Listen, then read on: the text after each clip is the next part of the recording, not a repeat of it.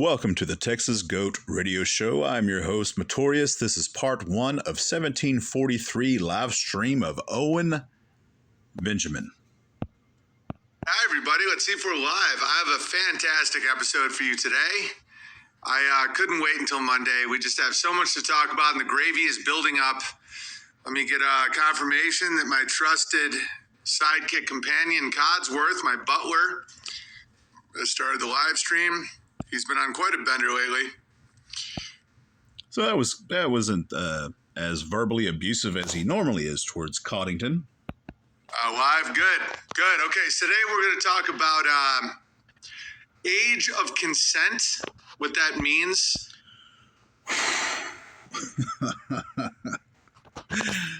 Oh my. Okay, prepare yourself already. And maturity rates in people. I've been conducting my own peer-reviewed scientific research about, did people used to age faster? Did people used to hit maturity faster? And it's not super clear-cut. I mean, I see evidence, all over the map, but I have some... Okay, so let's just keep in mind what he's talking about. One, the age of consent, and then are people aging faster? Which if you don't keep in mind what he said first, I just took it as people getting older faster. That's what I like, just what that means. But I think what he's referring to is people actually hitting puberty faster. Theories, and I think I know what happened in history and why people appear to be maturing slower. But we'll get to the bottom of that and what, and what's a proper age. Maturing slower. Wasn't it just a few years ago where even the mainstream media was saying that people were hitting puberty at a much lower age than normal? To start having children, what's a proper age to get know what happened in history and why people appear to be maturing slower. But we'll get to the bottom of that and what, and what's a proper age to start having children? What's a proper age to get married? How do you structure a society that doesn't have the pill and abortion? We're going to look at, I am going to collect the skull of the nuclear bomb spell, and I'm not the first to cover it. Shout out to the original OG, which is a guy named Galen Windsor, who worked for the Manhattan Project and General Electric at a nuclear power plant. He used to make these super old videos about the nuclear bomb hoax. And then, of course, you have Savanier himself, Eric Dubé, and although I have had some public disagreements with Eric Dubé, and I frankly don't like his methodology, he was there before me on many topics. But this is something new, at least to me. There might be other accounts of him actually doing this, but this is respectful. This is how you do this. Now, mind you, he did say, "I'm going to collect the skull," as though he's stepping on the people that came in front of, and that's just a weird way, like dudes will be dudes. Anyway, I don't know if that's worthy of taking note of. Big shout out to Crow 777, CRROW 77. I've only was able to catch one live stream, and it was from the Rose 777 or whatever. And it was like the last 15 minutes, and then we're talking about honeybees. And I've got a special part, special spot within me for honeybees. And so I was eating it up. But other than that, I'm not familiar with them at all. He was in the Bertaria documentary. And so, birds of a feather, crow. 7radio.com, him and Jason, who I believe will be at the festival again this year. They opened my eyes to the new Cokes. Dubé didn't. I never listened to Dubé. I can't listen to people that sound so gay and flaming and flamboyant and silly and stupid. But I am all about credit. And Dubé did. I am all about credit. Oh, wow. Just in the last live stream, he compared himself to Jesus Christ of Nazareth. A lot before I ever did. So I will just say, he's like, water always finds its level. If you eat meat, you're part of the devil. Like, I can't stand it. But, you know, credit where credit's due. But I think I will be collecting the skull. And people say, oh, Eddie Bravo. I didn't see him influence a lot of people. I mean, I'm not trying to be a dick here, but or Sam Tripoli. I mean, I was doing these streams in 2018. Sam Tripoli was doing it way after me, blah, blah, blah. And first time you started saying gravy was a Savannah bit. Yeah.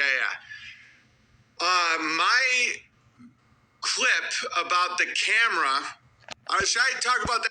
So just over 3 minutes is whenever it became unbearable for me to listen to him in his cadence that he speaks.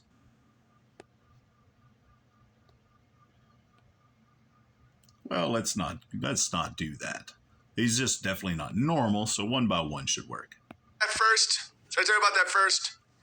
Went so hyper viral to the point where people didn't know that there were nuclear deniers. I jumped into a new stratosphere of mass communication. It's not about who knows. I jumped into a new stratosphere of mass communication, is what he just said. That's a weird way of saying going viral, but I think I get what he's saying. It sounds strange, but I jumped into a new stratosphere of mass communication. Yeah, millions and millions of people saw it.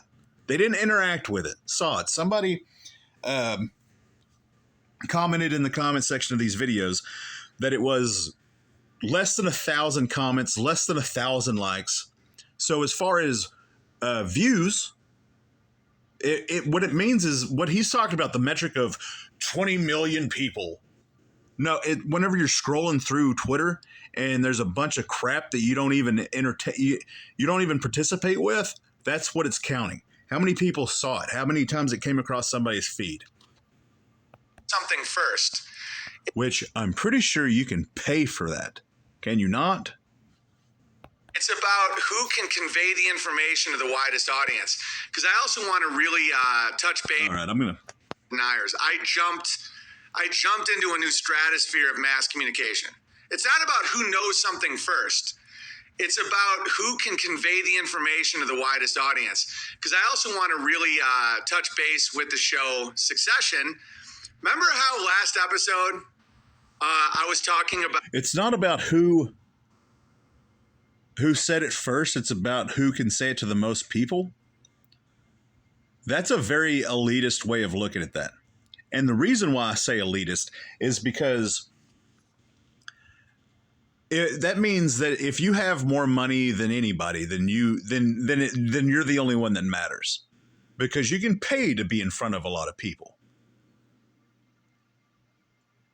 Do you know what business applies for the most patents a year? Google. Do you know why that's troubling? Because they are the #1 search engine. Now, I'm not making any accusations, but it's strange that they are the #1 patent filing company in what I know as far as the world is concerned, or at least the United States. And they are the #1 search engine. So whenever somebody says, hey, does this exist? Bloop, bloop, and it says no, I mean, what's to stop them?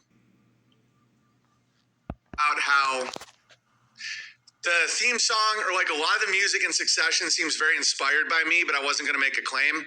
I'm now going to make a claim. They were the composer of Succession. Absolutely was using my stuff around that time, which is fine. I'm changing my attitude. I'm going to be more flattered, and I'm not going to hold on to ideas because, you know, people influence me. Influence is fine. When a black does one of my 6-minute bits on Netflix for $20 million, I will call that out specifically. But I have some evidence for you guys. So I'm in the chat right now. I still haven't seen any real evidence at that Dave Chappelle. And I mean, I don't know. I've heard Dave Chappelle say some things that I'm like, oh, okay, well, I wouldn't do that morally or ethically. And they could just be jokes. I don't know. But I'm just saying I haven't seen evidence. I know for a fact that that Owen Benjamin has stolen Ari Shafir's jokes, or at least one joke. You guys remember? Yeah, like the Onion created Grabber. I didn't create Grabber. And I'm all about giving credit where credit's due. No, he's not. You know, Vox Day created the idea of the gamma, right? He identified the behavior of the gamma. I have no problem giving credit. But you guys know this song from me, right? It's called Bach 21. No one knows the fucking song, okay? It's my soap opera music, guys. Hold on. Let me get this. So he didn't even write the music? Did he write it called Bach 21? And you guys remember back in the day when I used to do hip hop song beats to it, like. You guys remember that? Yeah, I'm gonna have to look that up. I have no idea. I tried looking it up, but I couldn't. I don't know. Hardcore people here that have been with me for years and years and years know that that was my loop, right? You guys remember? No. I remember, says God. Remember when I would put a hip hop? I said that this would be the greatest hip hop loop. Why don't he just comedy search it? If we're not going to say the N word, then what are we calling it? Why don't you just giggle it? Somebody else said that. That's not original. I don't remember who said it, but somebody else said that. Why didn't he just call it giggle? Because that would have been funnier and less racist. But yeah, if that's the case, there's got to be a video of him saying that, unless he's lying.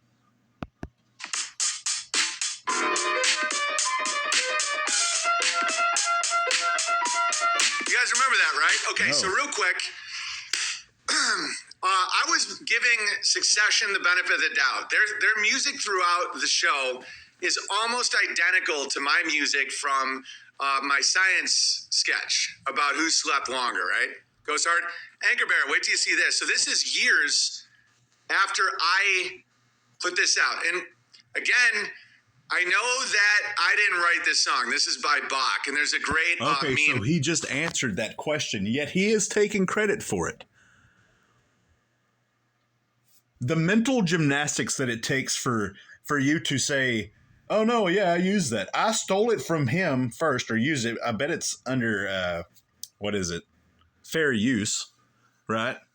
But just to say, that's so crazy that he's acting like that. But should we be surprised?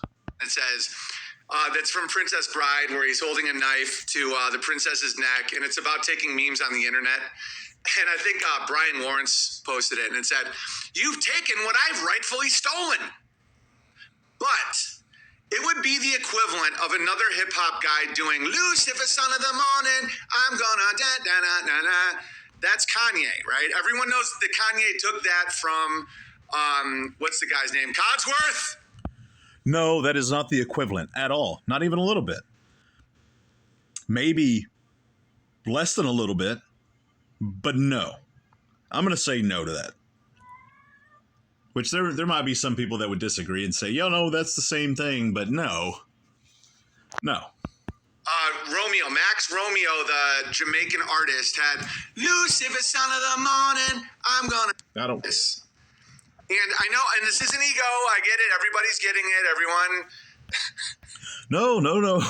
That's what he's doing. Everybody's getting...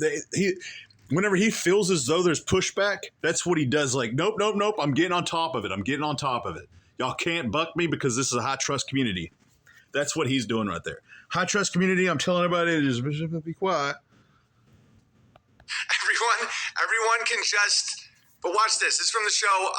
This is from the show Succession. The little tribute. We're not watching this. Don't get me wrong. Like here's a niggle. Here's a niggle for you guys. Where is it? Where's my niggle?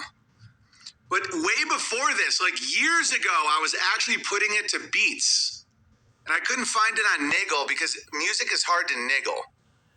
But watch this. This is from years ago. All right, let's do I want a better laugh track. There's not enough people. Laugh track. There we go.